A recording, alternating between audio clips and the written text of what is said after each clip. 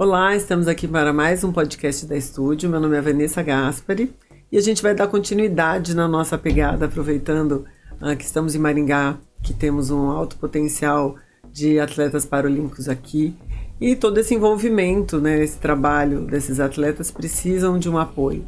Vocês viram em podcasts anteriores, a gente conversou com a Ari, que é a coordenadora do Centro Paralímpico de Referência aqui de Maringá, e hoje a gente vai conversar com o André, que é o técnico, né, da natação aqui, mas eu vou deixar que ele se apresente, porque com certeza ele vai dar referências muito mais inspiradoras e melhores sobre quem ele é, sobre o trabalho que ele faz e como que ele iniciou tudo isso daí. Tudo bem, André? E agradeço a sua presença, obviamente. Tudo bem, eu que agradeço, né? É uma honra estar presente aqui.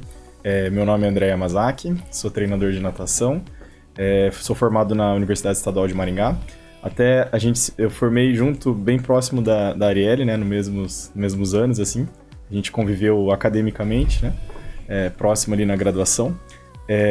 Me formei em 2014, né? Então estou desde 2015 já trabalhando como treinador.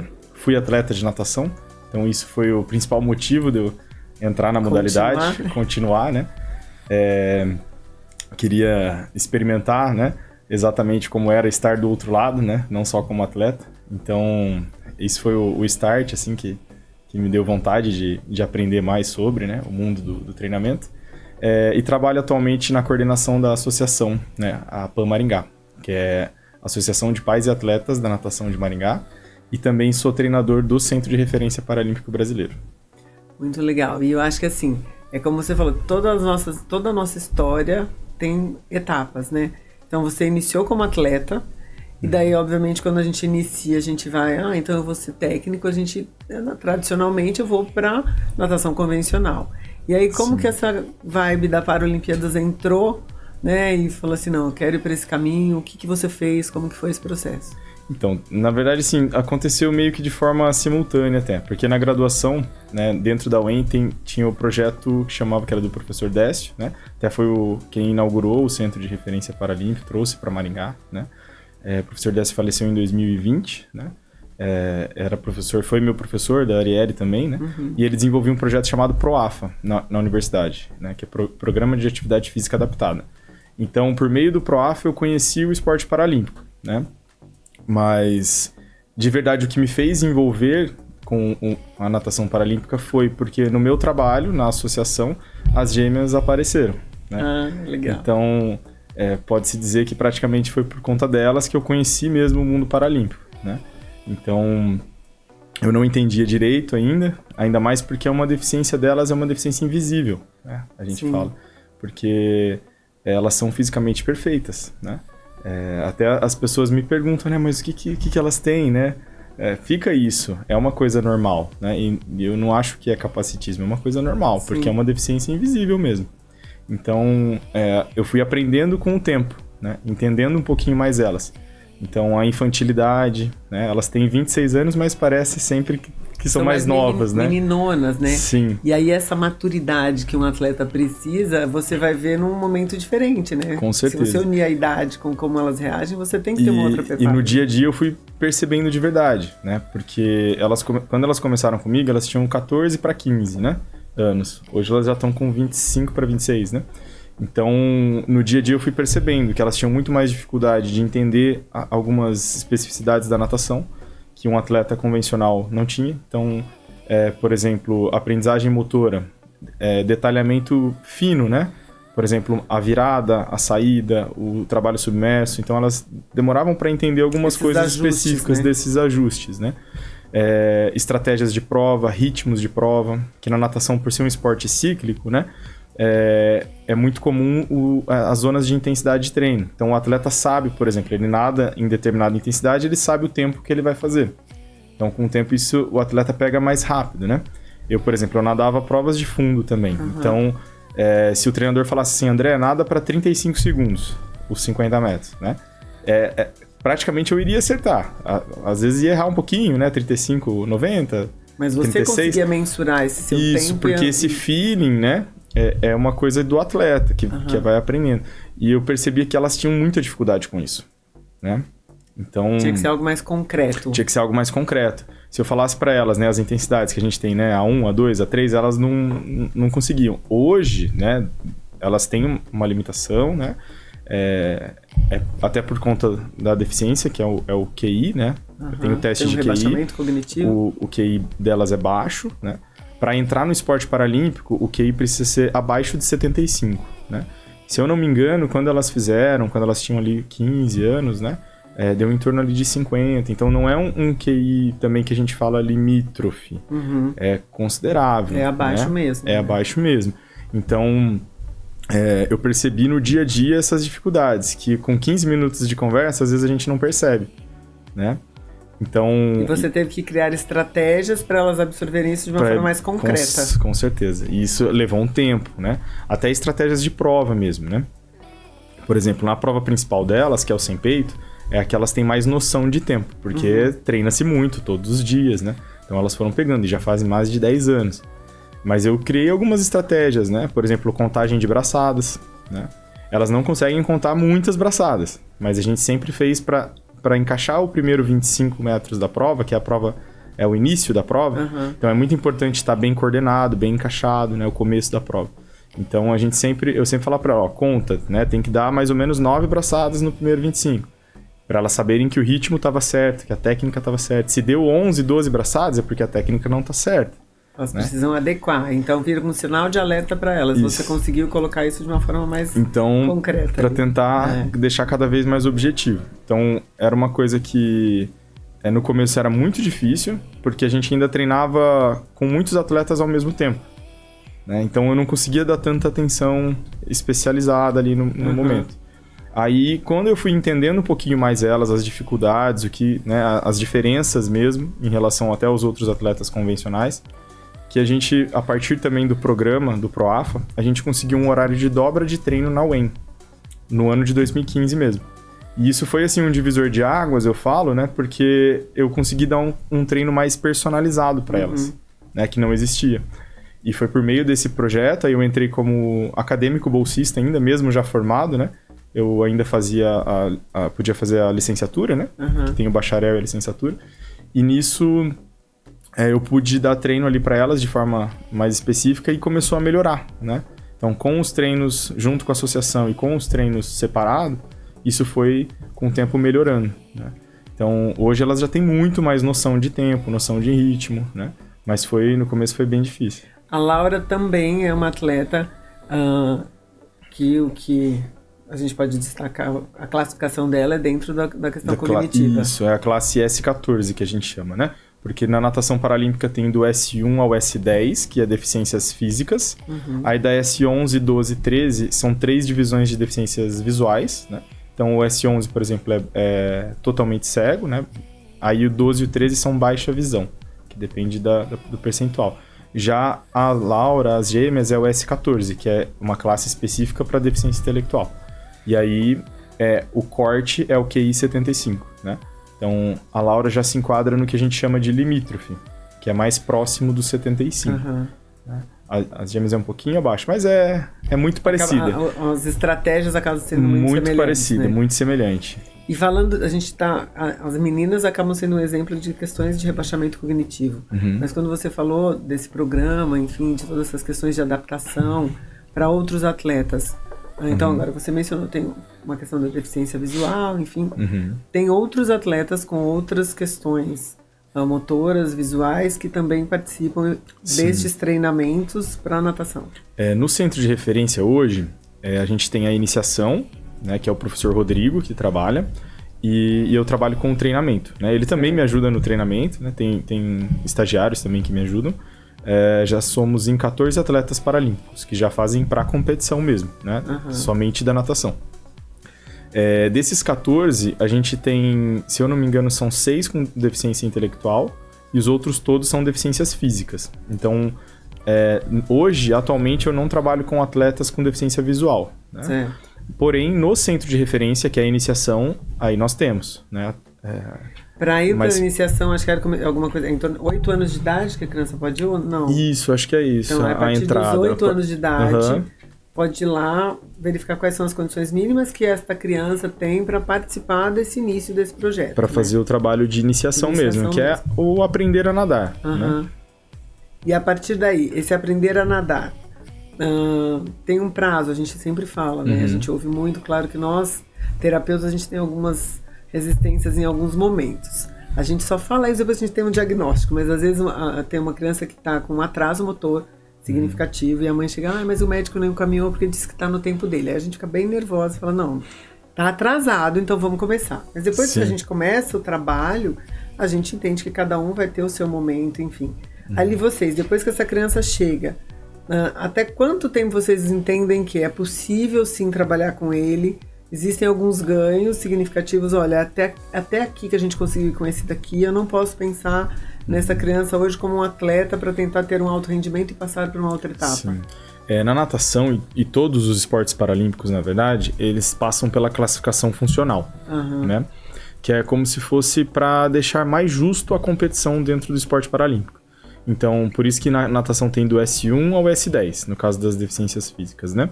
Então, o S1 é maior comprometimento físico-motor, até o S10, que é o mais leve, né? Então, a partir dessa classificação, a gente já vai olhando também na iniciação, né? Os perfis de classe, que a gente chama. Então, por exemplo, deficiências mais severas, né? Geralmente são classes mais baixas, né? Que também pode ter um certo potencial, mas é um pouco mais difícil o trabalho no início, né? Mas que também pode ter uma evolução enorme, até porque quanto menor a classe, tem menos... mais tempo que vai ter que investir ali nesse atleta, né, para melhorar. E quanto menor, assim, o número de... quanto menor a classe, também tem menos participantes, menos atletas, né? Então, de certa forma, é uma oportunidade também, né? Até de vida para a criança, de profissão, enfim, né? Então, a gente olha esses dois pontos. Como ele chega, né? O que deve ser feito ali do trabalho de iniciação e se já dá para ir encaminhando pelo perfil de classe, né? Então, por exemplo, teve 2 atletas que surgiram do centro de referência e que entraram depois no nosso treinamento, né? Tem o Rafinha, que é síndrome de Down, né? E tem também a Valentina, que é amputada, né? Na perna. Então, eles saíram do centro de referência, né? Se desenvolveram, fizeram a aulinha e passaram para o treinamento. Eles não eram atletas formados, né? Então, isso é muito bacana quando a gente vê... potencial ali. Quando a gente vê essa passagem, vê o encaminhamento, né? Então, claro que, assim, existem as dificuldades, né? Então, tem até mesmo dentro do Paralímpico, a gente acaba percebendo que não é muito difícil dele se desenvolver na natação, mas pode ser que ele se encaixe num outro esporte, né? Então, já teve casos também da gente passar para outra modalidade, que talvez em outra modalidade, até pela deficiência, né, pela classificação funcional, ele se destaque mais em outra. E no centro de referência isso é bacana porque as modalidades se conversam.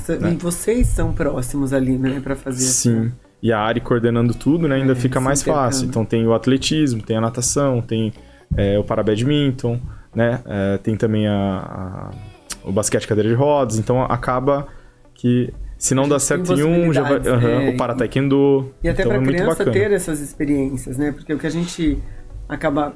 E é natural, independente de uma criança atípica ou atípica, às vezes você fala, foi na natação, não deu certo. Então, às vezes os pais acomodam, a criança também, por não conhecer, nem tem o desejo de experimentar, né? Ou dependendo da deficiência, essa manifestação de vontade nem surge ali, é mais quando a gente vai e mostra que é possível, que é capaz e que gosta, né? Sim. Então, esse ambiente que vocês proporcionam, isso facilita, né? Porque nem sempre tem um pai falando, não, vamos tentar natação, não, vamos tentar isso, vamos lá conhecer aquilo. E quando é muito novinho, às vezes, né? Ele começa numa modalidade, aí vai para outra. Então é normal ter essa experiência. E até bom para a modalidade que ele for escolher. Ele ter esse enriquecimento motor, né? Essa variação de modalidades. Essas experiências, né? Porque ele chega até mais preparado para fazer determinadas atividades, determinados movimentos, né? Isso é bacana. E foi muito interessante o relato das meninas e a gente fez algumas pontes com a questão da clínica, porque a gente tem um olhar terapêutico ali, mas é um olhar de evolução, sempre, né? E é um olhar de proporcionar para aquela criança, através de atividades, muitas vezes com cara de lúdica, né? Esse trabalho para ela evoluir. E é engraçado quando a gente vê que a criança tem potencial ou que a gente experimenta algo com a mãe e a mãe para e fala assim, meu Deus, eu não imaginava que podia fazer isso. Eu não sabia que ele sabia fazer isso. Porque às vezes a criança, né, não tem todo esse deslocamento motor ou, né, a iniciativa para algumas coisas, mas ela já tem algumas potencialidades ou alguns pré-requisitos e um planejamento motor para determinada situação, mas que o ambiente que ela está não proporciona isso. E o esporte, como qualquer atividade física, a gente sabe que nos recruta, né, movimentos e planejamentos que às vezes no dia a dia a gente não faz. Então uma pessoa que é super da musculação, no dia que ela vai fazer o yoga é diferente. E aí, ali que a gente entende mesmo, e esse corpo dá sinais do que ele é capaz de fazer. E como você falou, vocês conseguem nesse momento ali, né, nessa organização proporcionar isso. Né? E você falando assim até dessa questão de capacidade, né? É uma coisa que eu tento trabalhar bastante já aí na ponta, né? No caso, no treinamento. Por exemplo, quando eles estão iniciando o treinamento, eles precisam aprender algumas coisas, né? Então, é um mundo muito diferente. Embora eles já façam natação há um tempo, né? Essa passagem para a competição envolve outras coisas, né? Então, aprender a lidar com o ambiente de competição, a lidar com adversários, né? A lidar com a frustração, com regras. Então, é uma coisa muito bacana e talvez até dentro do movimento paralímpico, né? Dentro das famílias mesmo envolvidas no esporte paralímpico, isso é uma quebra, porque existe muita proteção. Né? Até mais do que o convencional. Né? De não se frustrar, né? Então, as mães, a gente percebe que ficam preocupadas, né? Ficam receosas, mas elas vão vendo que o desenvolvimento precisa acontecer e acontece nos momentos difíceis, né? Então, de pressão, de competição. Por exemplo, o exemplo do Arthur, né? O Arthur, ele é amputado congênito, né? Mais ou menos no cotovelo, assim. E ele nunca não amarrava a sunga dele. Sempre os pais faziam e tal, né? Então, eu vivo num dilema com ele, só que você vai aprender. Você tem uma mão, você vai aprender, né? Então, é uma coisa que assim, a gente vai cobrando, são detalhes, né? Porque a gente não pode deixar a deficiência ficar à frente da eficiência, que é o mais importante dentro do alto rendimento. Então, mostrar para eles o que eles podem fazer. Então, para isso, precisa quebrar algumas barreiras, né? E tanto das famílias quanto também dos atletas. E é claro que assim, é esse olhar de vocês com a experiência profissional e também de referência de vários outros atletas com deficiências semelhantes, enfim, quantas barreiras ultrapassaram e quantos conseguem fazer. Quando a gente fala para um pai, ou quando você essa fala questão pro pai, de exemplo é muito bacana. Exato, muito bacana. É o espelho, né? E quando você fala para o pai, não é assim, não, eu vou testar com ele, eu vou expor ele a isso. Não, é que você sabe que a gente precisa de movimento intrínseco forte, que venha de algum jeito, aquela história, ou na dor no início, ou por inspirar-se em alguém, mas que tem que vir de algum lugar, né? E tá no momento que, entre eles ali, como você disse, eu aprender a competir, aprender a me frustrar, aprender a perder, né? Mas existe a questão de equipe, onde um torce pelo outro e ao mesmo tempo é o meu momento de vencer, é o meu momento de receber um pouco de afago se eu perdi, mas tem um acolhimento. Então, isso é o que faz o crescimento emocional, a maturidade emocional vem daí. Todos nós somos frustrados em situações, não conseguimos muitas coisas. Então, eu acho que o esporte, ele trabalha muito isso, né? Sim.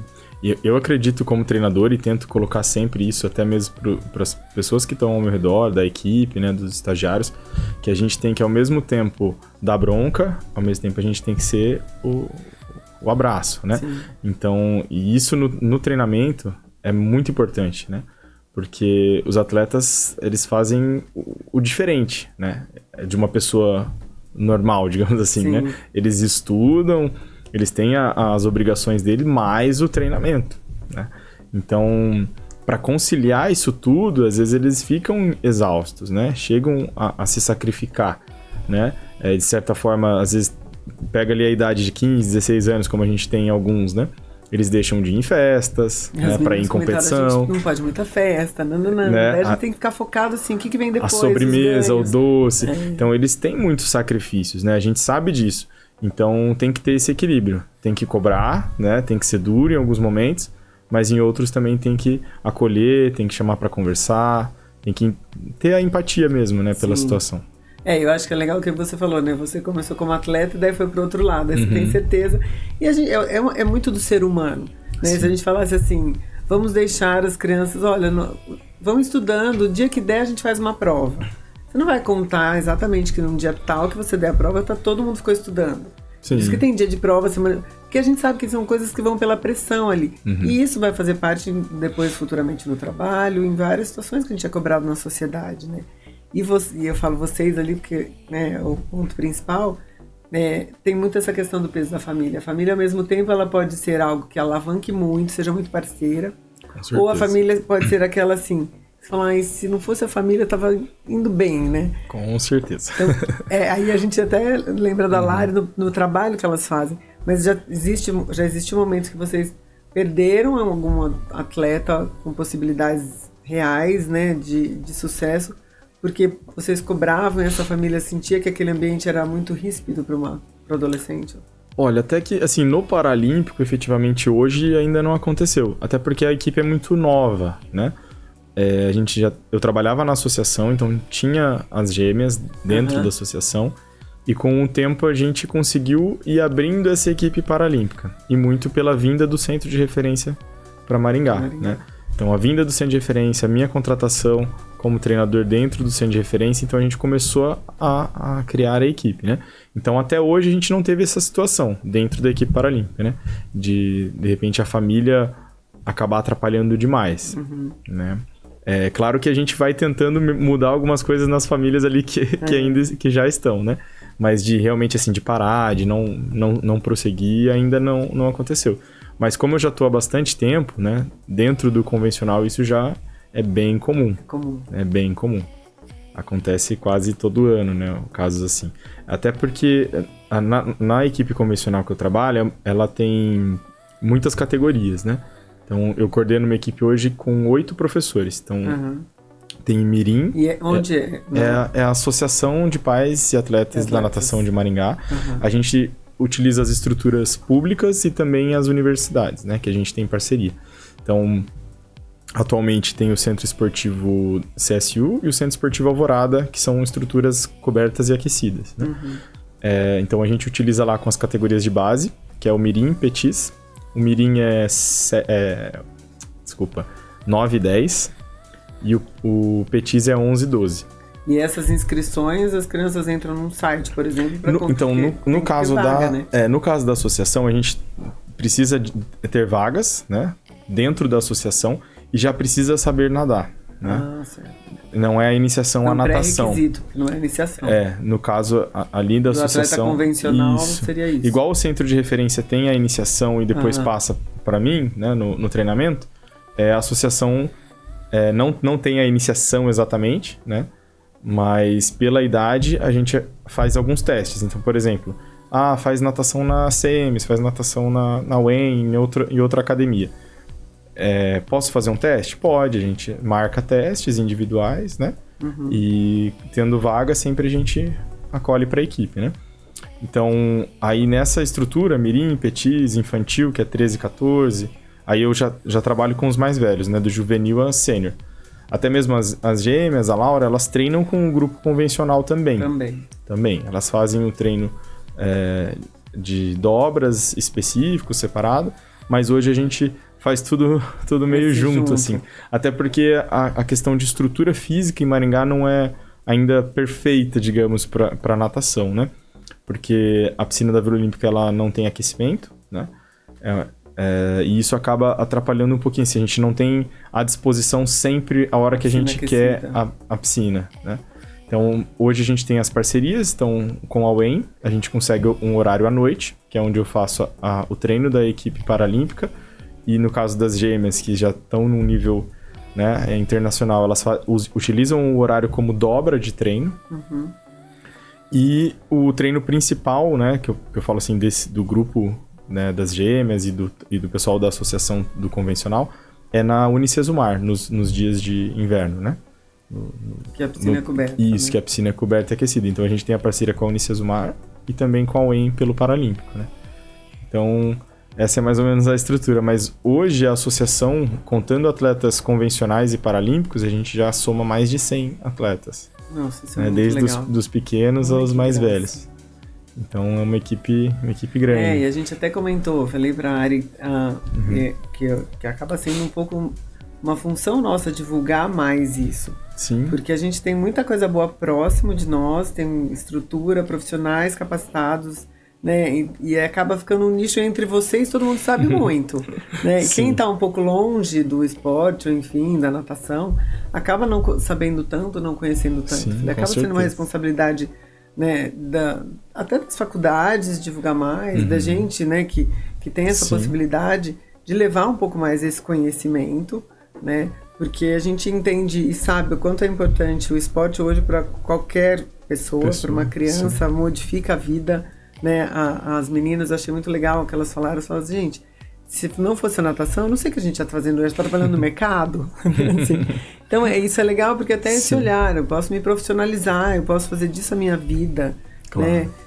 Organizar nesse sentido, independente se foi a natação ou não, pensar nesse esporte para ter evolução.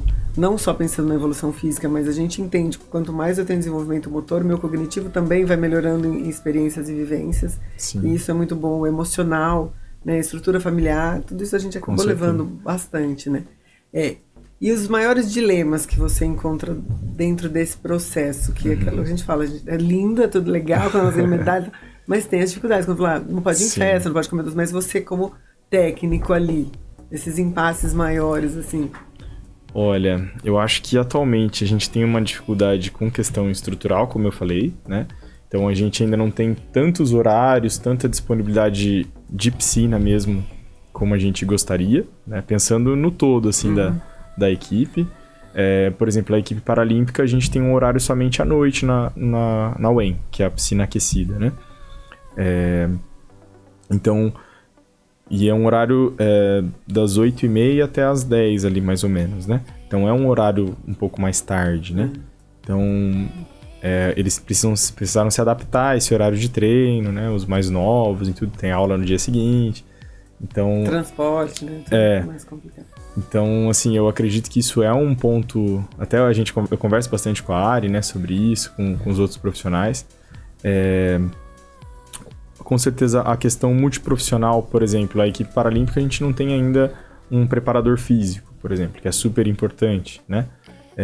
Então, cada um faz em uma estrutura. O que pode e o que é possível. O personal ou a academia.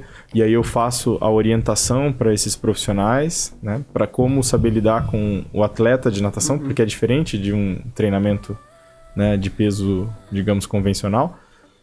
Ainda mais pela questão, né, de ser atletas paralímpicos.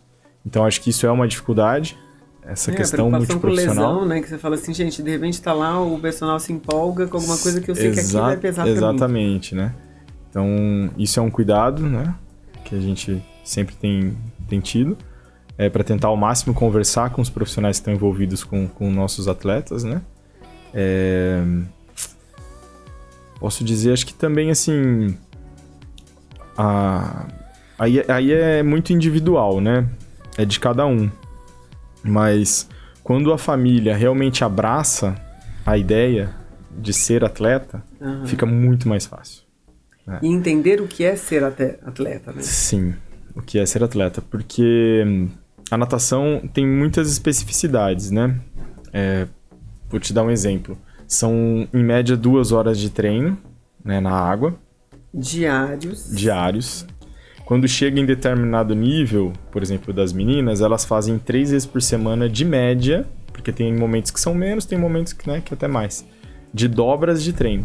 Então a gente está falando de 6 a 9 sessões na água, né, e a dobra é mais 1 hora, 1h30.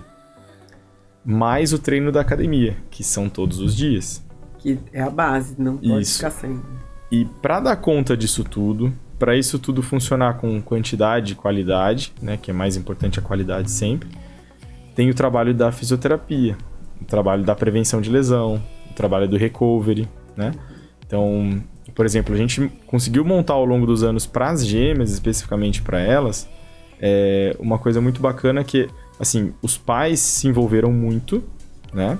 Então, toda a logística de descanso, tudo é pensado, assim, né?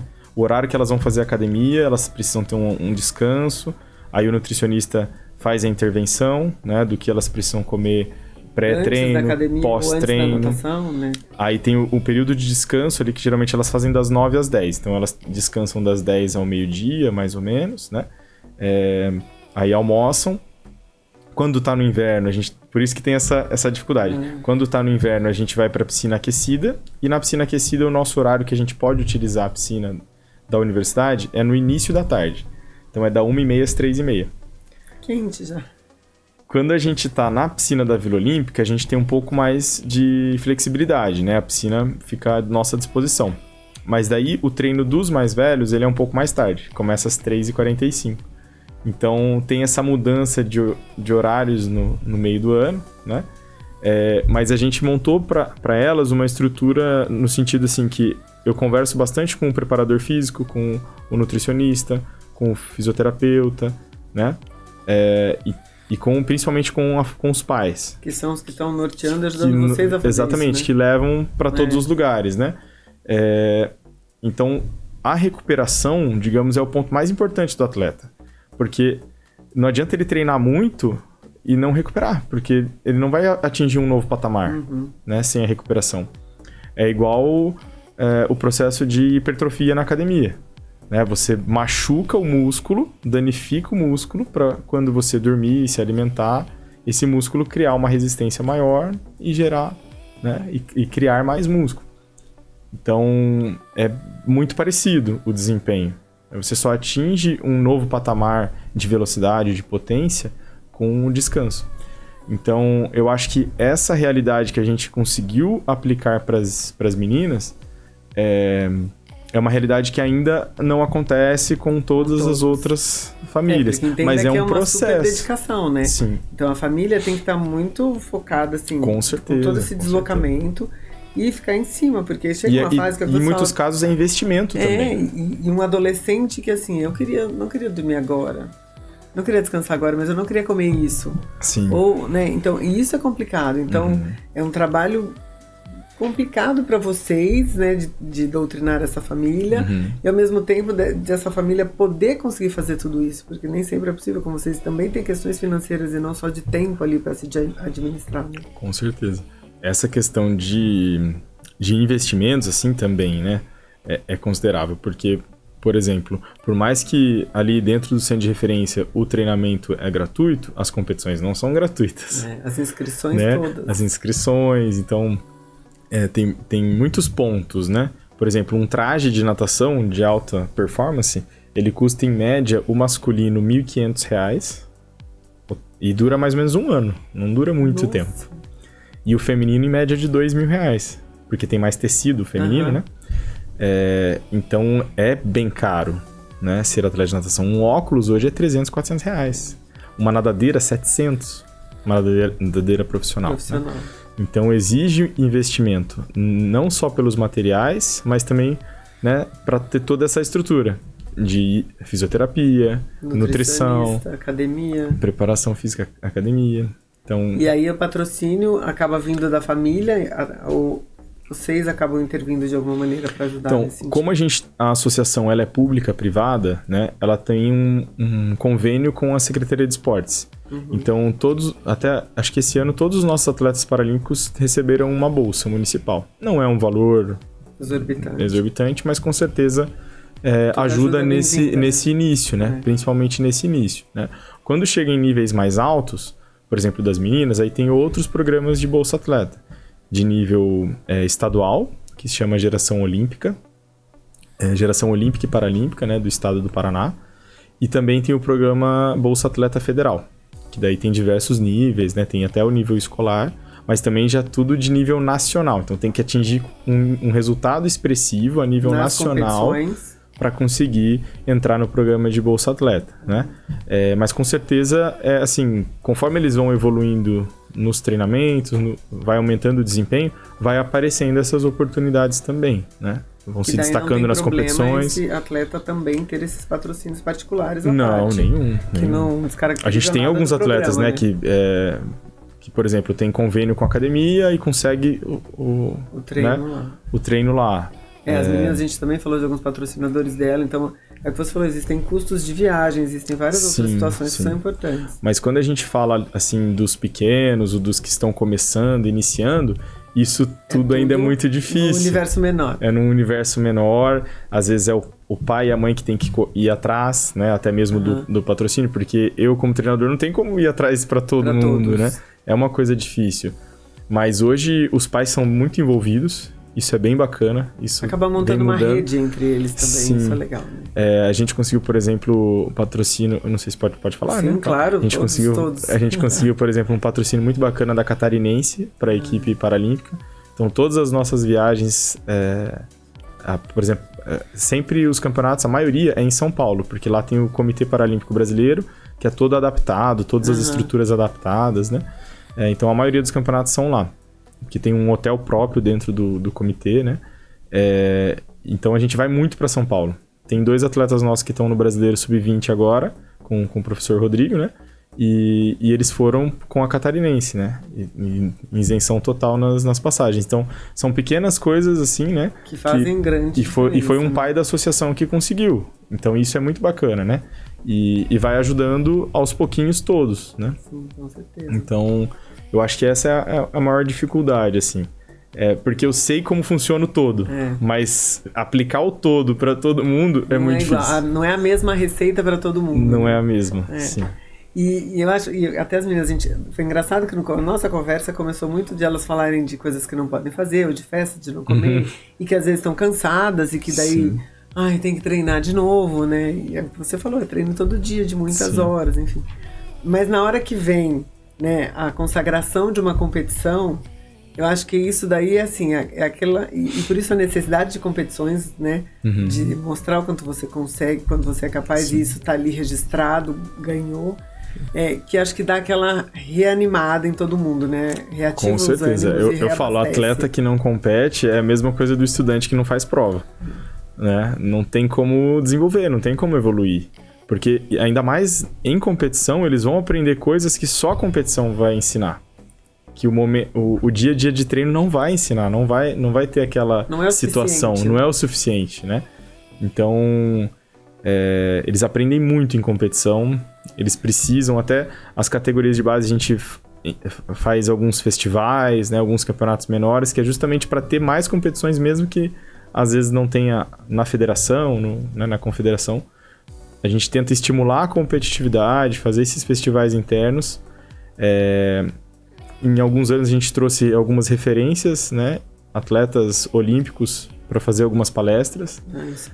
Ano passado a gente trouxe o Guilherme Guido, que é atleta convencional, né? Foi nadador olímpico, participou acho que de 3 Olimpíadas. Foi medalhista de campeonato mundial. Então, assim, as crianças ficam apaixonadas, é o exemplo, né? É o ídolo, eu quero ser igual. Quer ser igual, então isso cria uma força muito grande, né? Então, sem competir não tem como, né? Então, as competições são extremamente importantes nesse sentido. Eu acho que é legal que a gente sempre percebe esses movimentos. Quando tem Olimpíadas, quando tem Copa, e a gente fica vê que muito em alta, né? E a criançada, aquilo elas respiram e veem aquelas situações e replicam e gostam, né, daquela sensação de torcer por alguém e aquela pessoa ganhar. Então, quando isso é seu e você é capaz de fazer aquilo, como você disse, através dos exemplos, através de novas experiências. Esses dias eu estava vendo uma reportagem, acho que foi até o Leandro Carnal, ele falou assim, gente, eu acho que foi ele, que ele viu que um colégio, ele estava conversando com alguns pais e no colégio do filho havia tido algumas competições. E o seu filho foi bem? Não, todo mundo que competiu ganhou medalha. Aí ele falou, tá, eu fiquei em 10º, eu fiquei em primeiro, eu ganhei medalha. É diferente, eu falo assim, tá, ok, você ganhou medalha por competir, mas tem que classificar todo mundo, tem que ter. E aquela coisa do mundo real, né? A gente tá falando de um preparo de atleta, mas o mundo real é assim, um dia você vai ganhar, um dia você vai perder. Exatamente. Um dia você vai chamar atenção, por se destacar em algo, outro dia você vai passar despercebido, porque naquele momento o holofote não era seu. E isso trabalha a maturidade emocional, a maturidade de relação interpessoal, é tudo. Eu falo, gente, prepara até, por exemplo, para um vestibular. Exatamente. Né? O psicológico para um vestibular, para um momento de decisão, um concurso. Você lidar com a frustração de um momento que também não deu certo, e às vezes assim, você se cobrar e entender, é porque eu não investi o suficiente em mim. Eu não treinei o que eu tinha que treinar, eu não estudei o que eu tinha que estudar. E a gente não pode colocar refletir, todo mundo... né? Olhar o ponto onde porque senão tá fora da curva. Você disse, um atleta que não compete é como um aluno que não faz prova. Se eu não tenho uma cobrança, onde eu vou ter o meu termômetro interno de evolução. Sim. Porque é isso que nos motiva, criar algo e correr atrás, né? E a hora que ele deu esse exemplo, eu falei, gente do céu, e daí a gente cria um mundo que ninguém pode se frustrar. Né? Ninguém pode errar, assim. Porque eu não vou nem tentar, então não vai ter problema, né? Sim. Então isso é extremamente complicado. Eu acho que no universo de vocês, né, dos atletas, de competição, eles refletem uma realidade e deixam muito mais amadurecidos as pessoas que passam por isso. Eu vejo que, assim, algumas modalidades individuais, como o atletismo e a natação, né? Eu falo por conhecer bem a natação, né? Provavelmente em outras modalidades isso também acontece.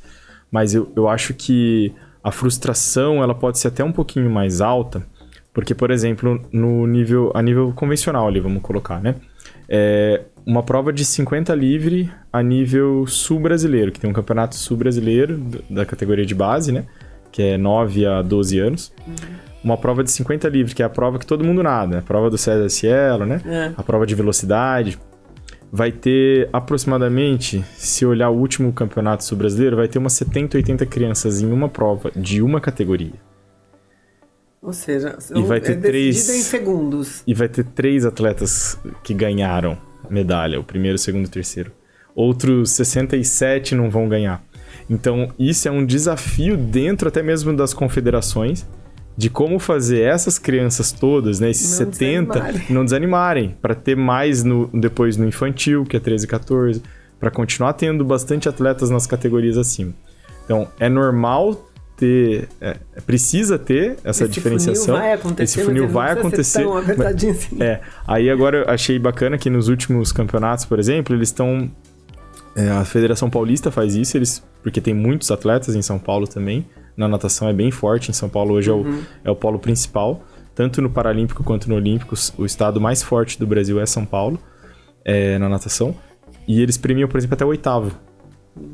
Porque tem 80, né? Vamos abrir um pouquinho mais. Então, aí no Sul Brasileiro eles premiaram, por exemplo, até o 5º.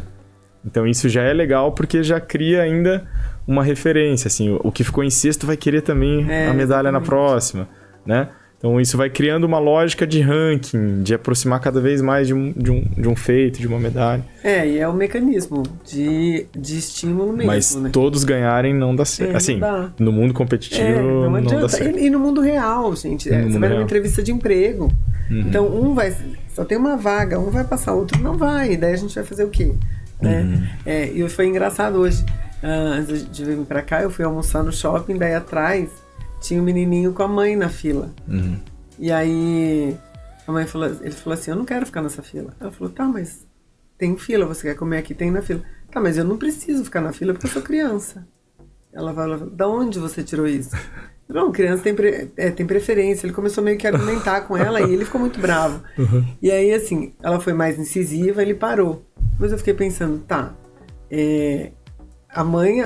Se ela tava dando bronca ali... Você poderá alterar seu apelido... Opa!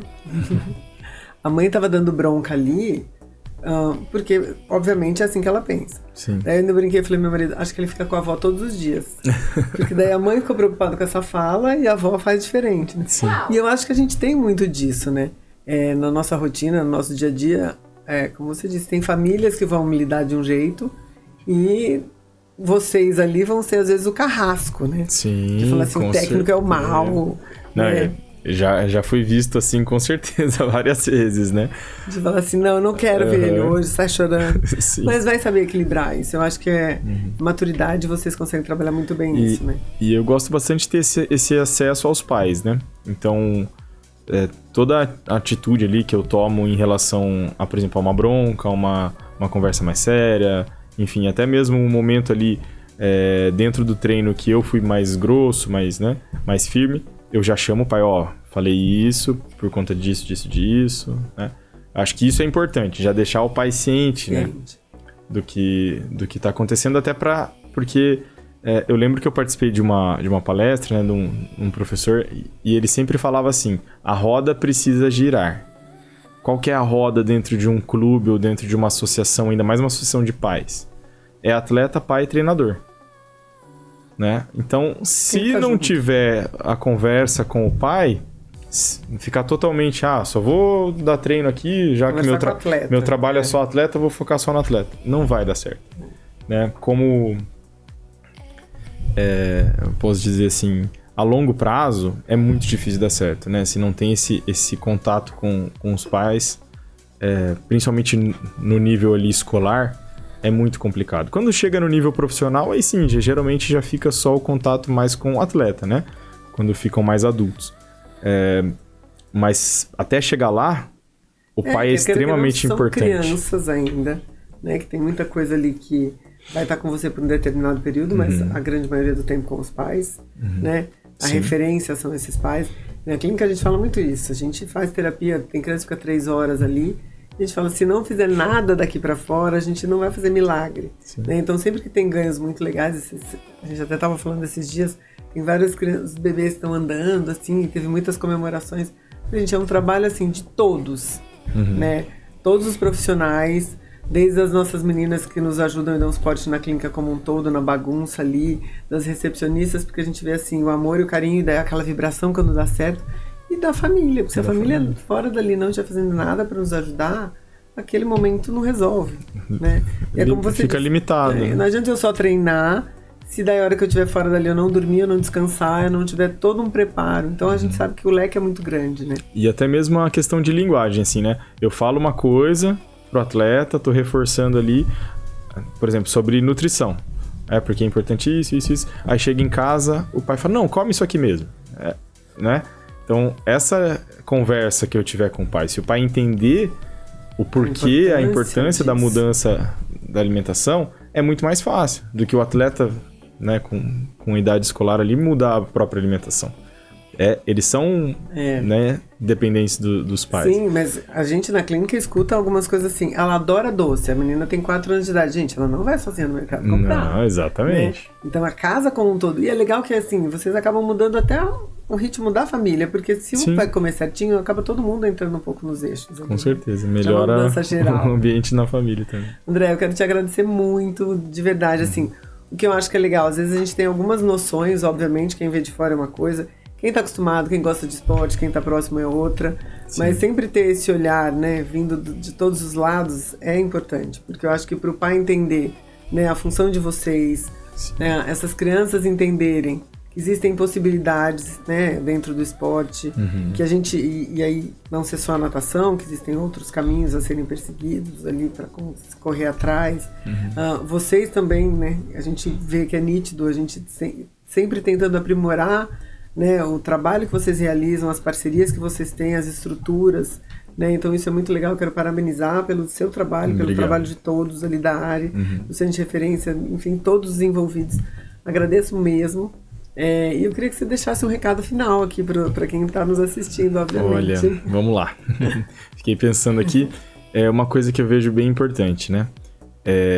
Às vezes as pessoas associam o esporte, a natação ou qualquer modalidade como o rendimento ou tem que profissionalizar, tem que ser só atleta. Na verdade, é um funil que a gente falou. Então tem muitos atletas, né? Tem muitas pessoas, são poucos que vão chegar lá no atleta profissional. Mas o quanto eles podem aprender no processo, ao longo, né? Então, oportunidades de viagem, de conhecer lugares, conhecer pessoas, né? A questão da disciplina, de aprender a lidar com as frustrações. Então, assim, o processo do esporte, ele é extremamente educador e formador, né? De pessoas, de cidadãos. Então, por mais que eu trabalhe com atletas de alto rendimento, eu sei que eu estou formando pessoas, né? Formando pessoas melhores. Sim, então, os que vão chegar nas Olimpíadas e Paralimpíadas, às vezes são pouquíssimos, né? Eu só tenho 2 até agora, né? Espero ter mais. Né? A gente tem atletas que foram para a seleção, como a Laura agora, seleção escolar, tem do convencional 2 que também foram seleção escolar e seleção universitária. Só que a gente sabe que isso é muito difícil de chegar nesse nível. Mas o ganho de todos, independente do nível, né? São enormes, assim, com o esporte. Dentro de todo esse processo, né? Eu acho que quando o país, né, as pessoas, os governantes, todos. Quando eles entenderem que o esporte, acho que é o principal formador, assim, né? Até mesmo a questão de segurança vai melhorar, Tudo. Saúde. Eu acho que é um pilar muito importante que pode fazer uma diferença enorme na sociedade. É uma política pública que devia é uma política de saúde pública, tinha que ser pensada desta maneira. Sim. Né? Porque na saúde modifica, no formato de você ver a vida modifica, da proatividade modifica. Uhum. Então, assim, tudo isso tira das ruas, né? Questão de criminalidade, enfim. Então, olha, muda uma sociedade, né? E a gente tem vocês estudam isso um monte, né? Vocês sabem o quanto de artigos tem que comprovam, quantas pesquisas e tudo isso envolvido. E a gente vê que ainda patina muito, né? Mas fica o recado aqui, tá? Queridos políticos sempre. Fiquem alertas e atentos. E a gente vai sempre dar o nosso recado. E para as famílias, né? Isso, né? Para eles, quem tem condição de colocar o filho no esporte, né? Independente, convencional, paralímpico, coloque, porque faz muita diferença. Não, e experimentar. Se não deu certo na natação, não vamos desistir, vamos futebol. Exato. Não deu certo, vamos tentando. Sim. Mas obrigada mais uma vez. Espero que a gente se encontre em outras oportunidades também, porque a gente vai visitar lá o centro de treinamento com as meninas. A Laura logo vai estar aqui com a gente também, né, para parabenizá-la pelo feito agora na viagem, muito legal. Gente, a gente teve mais um podcast hoje, espero que vocês tenham gostado. Aguardo vocês nos nossos próximos encontros. E aí, assim, ainda teremos alguns atletas que virão aqui conversar com a gente, outros profissionais da área da saúde, então fiquem ligados e atentos. Até mais!